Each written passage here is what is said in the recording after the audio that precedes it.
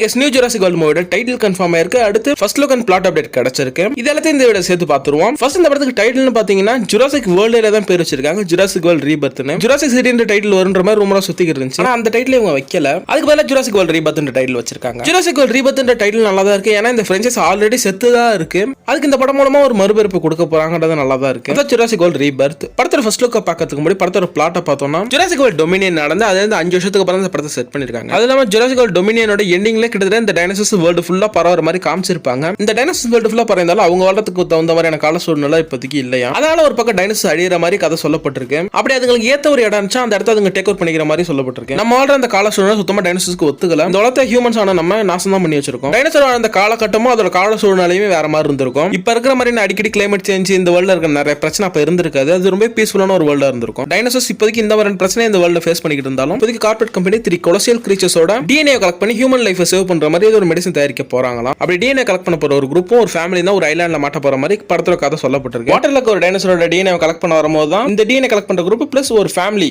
இவங்க போற அந்த கப்பல் விழுந்து டேமேஜ் ஆகியோ இந்த டிஎன்ஏ கலெக்ட் பண்றது குரூப் அந்த ஃபேமிலி இவங்க ஒரு ஐலாண்ட்ல மாட்டுறாங்க. தண்ணியில என்ன டைனோசரோட டிஎன்ஏ கலெக்ட் பண்ணுவாங்கன்னு கேட்டீங்கன்னா தண்ணியில இப்போதைக்கு பெருசா இருக்குது மோஸ்டோசாரஸ் தான். மோஸ்டோசாரஸ் டிஎன்ஏ கலெக்ட் பண்ண பாசிபிலிட்டிஸ் இருக்கு. இதுல எப்படி ஒரு ஃபேமிலி ஜாயின் ஆகுறாங்கன்னா ஆக்சிடென்டலா தான் போட்டிங் ஒரு ஃபேமிலி ஆக்சிடென்டலா இந்த ஜாயின் ஆகிற மாதிரி சொல்லப்பட்டிருக்கு. இந்த ஸ்டோரிக்குள்ள எதுக்கு தேவையில்லாம ஒரு ஃபேமிலி வருதுன்னா எமோஷன் கனெக்டாக ஒரு ஃபேமிலி வைக்கிறாங்க. அந்த ஐலாண்ட்ல இந்த டிஎன்ஏ கலெக்ட் பண்ற குரூப் எப்படி செத்தாலும் நம்ம கவலைப்பட மாட்டோம். ஏன்னா அவங்க தேவையில்லாத வேலை இங்க பண்ணி தான் அவங்க வந்து இறந்து போறாங்க. ஆனா அப்ப வேணா இந்த ஒரு குடும்பம் இங்க தேவையில்லாம மாட்டிக்கிச்சே இவங்க சாகக்கூடாது நம்ம நினைக்கணும்ல. அதுக்காக தான் இந்த படம் ஸ்டார்டிங்ல டிஎன்ஏ கலெக்ட் பண்ற மாதிரியான ஸ்டோரியா போனாலும் அந்த ஃபேமிலி இந்த டிஎன்ஏ கலெக்ட் பண்ற குரூப் இவங்க எல்லாமே அந்த ஐலாண்ட்ல மாட்டினதுக்கு அப்புறம் மூவி அந்த இடத்துல சர்வைவல் த்ரில்லரா சேஞ்ச் ஆக சான்ஸ் இருக்கு. அந்த ஒரு ஐலாண்ட்ல இவங்க ஏதோ ஒரு விஷயம் சம்பவம் பண்றதுக்காக காத்துக்கிட்டு இருக்கு. கொலோசியல் கிரீச்சர்ஸ் என்னன்னு கேட்டீங்கன்னா சம் பிரம்மாண்டமா இருக்க டைனோசரை மென்ஷன் பண்றாங்க. அது என்னென்ன டைனோசர் இவங்க மென்ஷன் பண்ணல. எப்படி இவங்க லேண்ட் வாட்டர் ஸ்கைன்னு பிரிச்சு அப்படிதான் டிஎன்ஏ கலெக்ட் பண்ண போறாங்க. இதுல பெரிய டைனோசர்ஸ் எதுன்னு கண்டிப்பா கூடிய ஷார்ட்ஸ்ல பார்ப்போம். ஏன்னா நம்ம சொல்ற டைனோசர் லிஸ்ட் மூவி யூனிட்ஸ்ல இருக்குன்னு தெரியல. மூவி யூனிட்ஸ்ல ரொம்ப பழைய டைனோசர்ஸ் இது நம்ம பார்த்தது இல்ல. அதனால இதை கன்ஃபார்ம் பண்றது கஷ்டம் தான். ஆனா லேண்ட் வாட்டர் ஸ்கை கிரீச்சர்ஸோட டிஎன்ஏ கலெக்ட் பண்றாங்க. அது கன்ஃபார்ம் தான். ஏன்னா வாட்டருக்கு தனியா ஒரு செட் போட்டு அதுக்கு ஆக்ஷன் சீக்வன்ஸ் ஷூட் பண்ணிட்டு இருக்காங்க. ஓவரால் இதான் படத்தோட பிளாட்டா இருக்கு.